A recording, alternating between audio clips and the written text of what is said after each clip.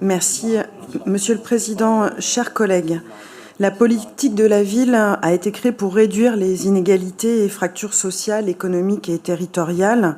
Les contrats de ville sont des documents sur lesquels l'ensemble des institutions s'engagent pour mettre en œuvre un plan d'action qui améliore les conditions de vie des habitants des quartiers classés prioritaires.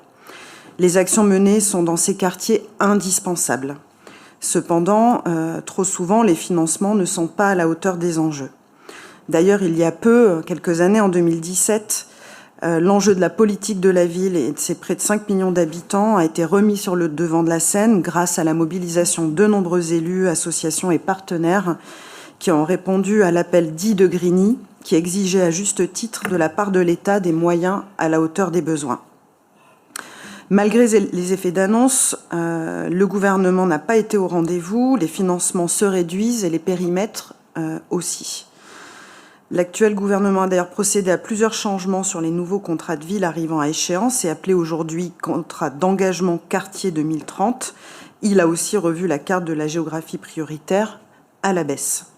Pour ce qui concerne la ville de Bagneux, notre précédent contrat de ville 2015-2023 regroupait 3 quartiers de Bagneux, la Cité des Musiciens, Pierre-Platte, les Terres de Cuvron et le quartier de l'abbé Grégoire Mirabeau.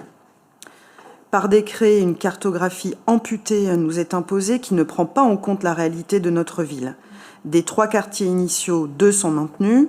Un 3e est créé dit des Blagies, intercommunal, qui regroupe Bagneux, Bourg-la-Reine, Fontenay-aux-Roses et Sceaux, dont pour Bagneux, une partie des Terres de Cuvron, qui était déjà classée politique de la ville dans l'ancienne cartographie. Ainsi, il revient à notre Assemblée d'adopter des avenants au contrat de développement département-ville sur le soutien financier du département aux actions menées dans les quartiers prioritaires en prenant en compte cette nouvelle cartographie. Cette diminution qui avait été présentée au service de Bagneux il y a un mois ferait passer les financements de 280 000 € environ pour 2023 à 182 000 € pour 2024, baisse justifiée par la baisse de population liée à cette nouvelle géographie. Alors oui, le nombre d'habitants baisse. Cependant, il ne nous semble pas que cela peut être le seul critère pour déterminer les fonds destinés aux actions dans ces quartiers.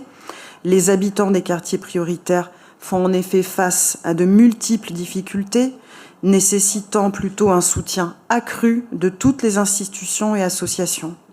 Le contexte national de crise économique et sociale renforce cette nécessité. Ces conditions exigent une mobilisation renforcée des pouvoirs publics et des moyens adaptés. Ces quartiers, vous les connaissez bien, Monsieur le Président. Vous êtes engagé avec nous pour que les 2 projets de rénovation urbaine en cours soient des réussites.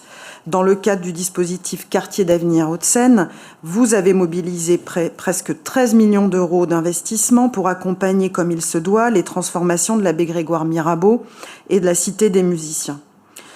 Il serait incohérent de réduire le soutien financier nécessaire à la pérennité des actions locales alors que vous êtes engagé avec le département dans l'amélioration de la qualité de vie des habitants. Aussi, j'insiste, Monsieur le Président, sur la nécessité de ne pas adopter aujourd'hui les avenants proposés.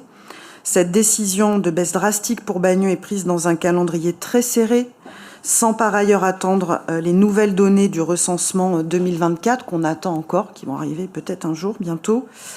Elle va mettre en péril le plan d'action qui est déjà largement engagé au regard du mois dans lequel on est, en juillet, avec les partenaires et acteurs locaux.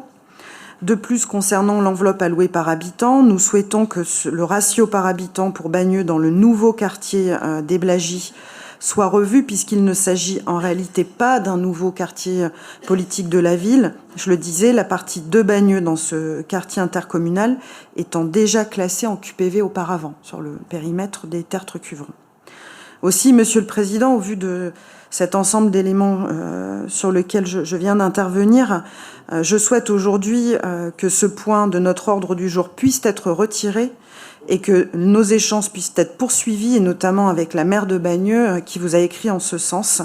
Je vous remercie de votre attention.